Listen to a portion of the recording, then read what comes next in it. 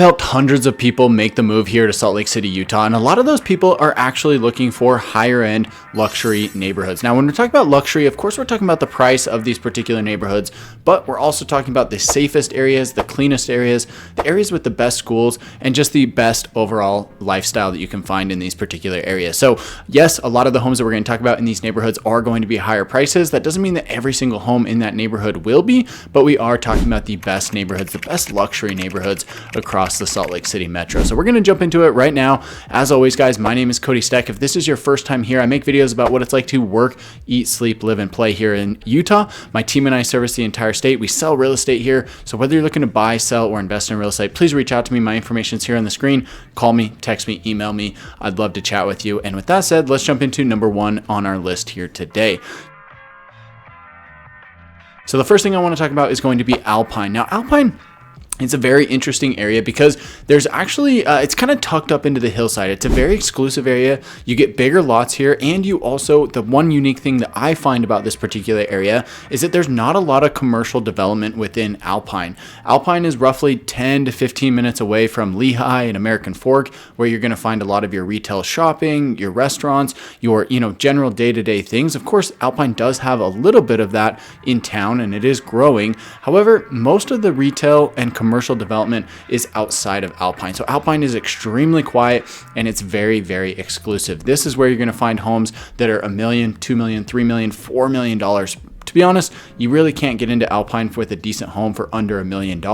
But if you're looking in this particular area, it is absolutely one of the best. Now, the access, some of the downsides to this particular area, the access to maybe Salt Lake City or the airport or the ski resorts is not going to be as good in Alpine itself. However, if those things are not really important to you or you don't frequent those areas or those things, then that's not really going to be a big issue for you. So something to consider if you're making a move here or you're in the area looking to make a potential purchase in one of these areas, Alpine is absolutely one of the best areas to do so. Amazing homes, great schools, very low crime, very safe, and very, very quiet. Now, we're going to work our way a little bit further north, and moving north from Alpine, we're going to jump around the point of the mountain. Now, the point of the mountain is going to be the mountain range that kind of comes out east to west from the Wasatch Mountains, and this actually separates Salt Lake County from the north and Utah County down to the south. So we're going to go around that. They call it the point of the mountain because it sticks out and I-15 has to wrap around it. It'll make sense if you're looking at the map here on screen. We're going to move a little bit further north from that. We're going to talk about Draper. Now, Draper is one of the best areas in Salt Lake County. Now, I mentioned this because Draper used to kind of historically be more of like farmland, right? If you lived in Draper 20, 30, 40, 50 years ago, it was very, very quiet, very sparse. But the development here in this area has gone absolutely bonkers. Draper is one of the best areas. You get close access to the ski resorts. You get amazing views. If you're up on the hillside into the benches of the mountains, you can be maybe only 2 or 3 minutes up into the hillside, but you get amazing mountain views, you get amazing valley and city views, and you can see all the way to the Great Salt Lake in a lot of cases. So the views here are absolutely amazing, and people just love living here because it's so centrally located. You can go south into Lehigh for a lot of amenities down there, or you can go north into the city, you can go east up to the ski resorts. You've got a ton of different options living in Draper. The school district here for the public schools is going to be Canyon School District, absolutely one of the best in the metro area. Now, the school district here for Draper is going to be in the top 3 school districts for the metro area. It's definitely one of the best areas you can consider. Corner Canyon specifically is the main high school there, and they're very well renowned for a lot of things. They've got a brand new school. Well, it's a couple years old, but very, very nice new school, and definitely a great place to be if you're looking at schools. Again, very safe, very clean, very friendly people, and just a great overall place to live. Now, the one thing that I do have to mention about Draper, because this is really going to change the landscape of the city and even the county as a whole. You've got the site of the old prison. There's about 600 acres located right in the smack dab middle of Draper, and this is actually fully owned by the state of Utah and going to be developed under kind of the government rule. Now, I know a lot of people are thinking, oh, that's a really bad thing. The government doesn't know what they're doing, and in a lot of cases I agree. However, this is very unique because they're not dealing with any private parties in this particular development. There are going to be third-party contractors, and some of it's going to be sold off and developed by different people, but the state, the county, and the city get to decide exactly what goes in here. And with such a large portion of land, over 600 acres, they can really plan it out, hopefully in a way that's very, very effective. They're going to have a little bit of everything here in this area. They're going to have housing, high-end homes, starter homes, townhomes, condos, single-family homes, mid-level homes. They're going to have everything there. They're going to have parks. They're going to have shopping. They're going to have entertainment. They're going to have just about everything here in Draper at that site. So that's very exciting stuff. It's going to take 10 to 20 years to fully build out, but it's going to be a major part of the overall landscape here in the area. Now, next up, let's talk about South Jordan. We're just moving a little bit kind of west or maybe northwest from Draper to get to South Jordan. South Jordan's a really popular area. This is typically where you'll find a little bit younger of a demographic. This is part of Jordan School District for the most part, which again is in the top 3 here in the metro area. So definitely great schools. And this is kind of the newer part of town. If you were looking for something that's a little bit newer, but still, let's say, just a little bit more affordable than the previous 2 areas that we talked about, then South Jordan could be a great fit for you. South Jordan actually has one of the highest median incomes per capita. So basically family household income in this area is extremely high and actually one of the largest in the state. So South Jordan has a lot going for it. This is typically, like I said, where you find the younger demographics. You'll find families with young kids, maybe teenagers, maybe, as people are kind of aging to where their kids are maybe going off to college. That's what you're going to find here in South Jordan. So you get newer homes, you get a little bit more space, and relative to the other areas, the prices are a little bit more affordable in South Jordan.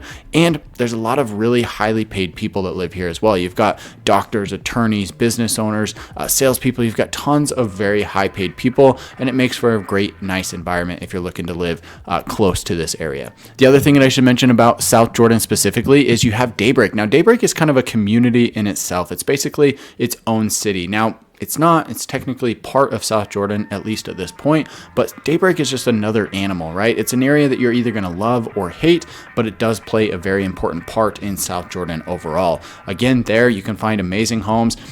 South Jordan as a whole, you're probably looking 800 to $1 million for a really nice, decent home, but you can find homes that are 1.5, 2 million, maybe even up to 3 million in this particular spot. Now, real quick, we're actually going to stay around this area and mention 2 of the other cities that are nearby that also offer some of these luxury, nicer, higher end neighborhoods. You can go a little bit further southwest from there and hit Harriman, or you can go down to Bluffdale and get very nice homes there as well. So let me just talk quickly about these 2 particular areas and what the appeal is for these particular spots. So Harriman, much like Draper, is tucked up into the hillside. Again, a lot of people went out that direction because you can get bigger lots, amazing views of the valley and the mountains because you're on the west side of the valley, looking east at the Wasatch Mountains, which are the more prominent mountain range here in the area. That is the place you want to be if you want mountain views, and you don't necessarily need to be right next to them, right?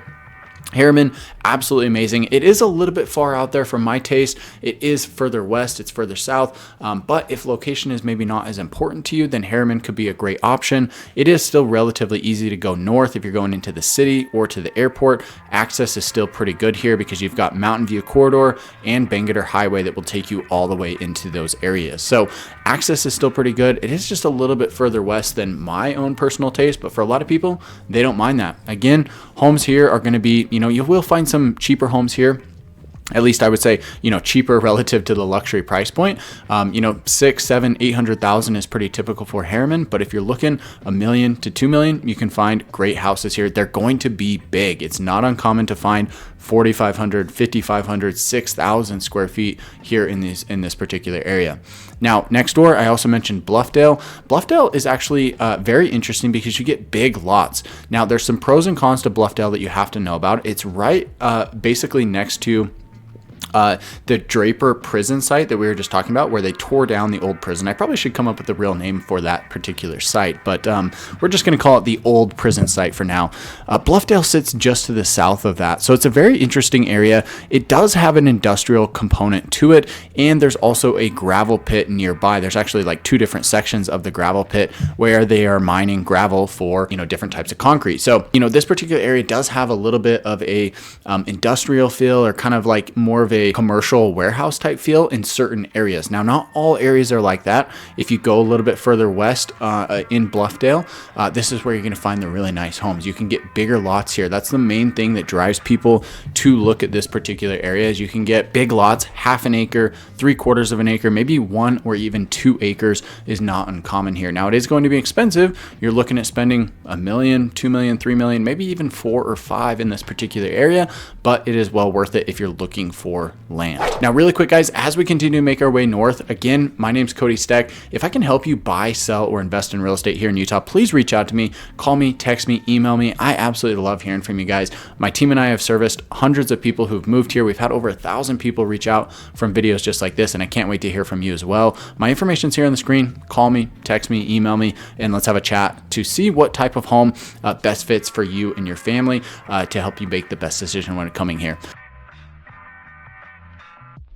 So let's move up a little bit further north, and we're actually going to jump into the area around downtown Salt Lake. Now, if you're more of a city person, you want to live closer to the city, you want to have better access to what the city has to offer, you've got a couple of options. You can go into the St. Mary's neighborhood, or even the Avenues, or even go a little bit further north from that into Bountiful. Now, I'm going to group kind of these 3 different spots into one little section here. St. Mary's is actually up on the east side near the University of Utah. This entire area, you're going to find older homes, but it is an extremely amazing area if you like that historical aspect of housing, right? It is even though the University of Utah is there, it doesn't feel like it's got this huge college presence, right? Of course, you will see a lot of that, but there's also a lot of people who work downtown and they want to live 5 or 10 minutes away that live in this particular area. So you can go east of the city and find really great homes there.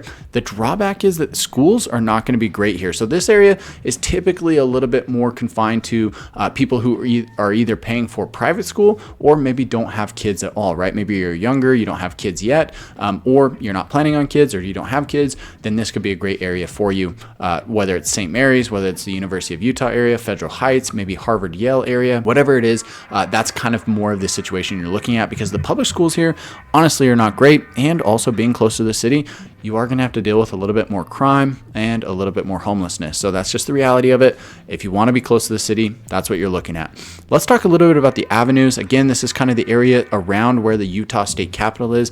An absolutely amazing area, older homes, great views, again, 5 or 10 minute access to the city. So the location is absolutely unparalleled in that regard, but the same thing remains. You are going to have a little bit more crime, a little bit more homelessness, and you're going to have to deal with bad public schools. Moving a little bit further north, you kind of split the difference here. Now, you are going to get out of the city. You can go into Bountiful or even North Salt Lake. You're still only about 10 to 15 minutes from the city, but you get more of that suburban lifestyle, and you can even get some amazing views. Because you're further north, you're going to get amazing views of the Great Salt Lake, the airport, and looking north up into the Ogden area.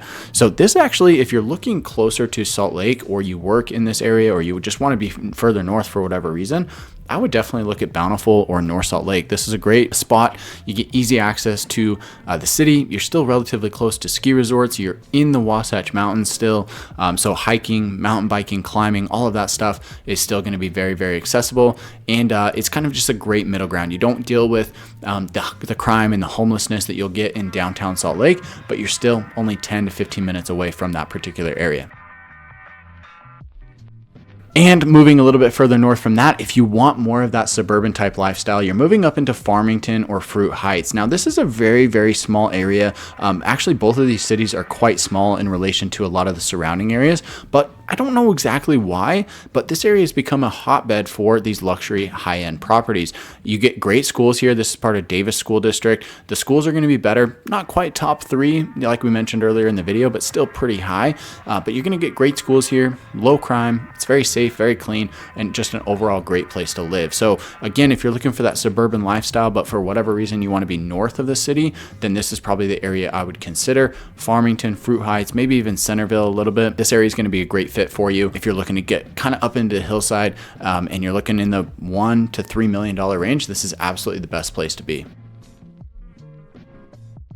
Now, I do want to add an honorable mention here in our video. We have to talk about Park City. Park City is kind of this whole other world. Park City really stands on its own. Of course, Park City proper around Main Street, you're going to have $3 to $10, maybe even $20 million homes here that are going to have ski in, ski out access. This is the ultimate luxury lifestyle. If you're looking for something like that, we can still help with that. It's just definitely a different animal when it comes to that. Those high-end luxury properties, you know, we're talking 5, 10, 15, $20 million are going to be properties that are typically just second homes, vacation homes for the ultra wealthy, right?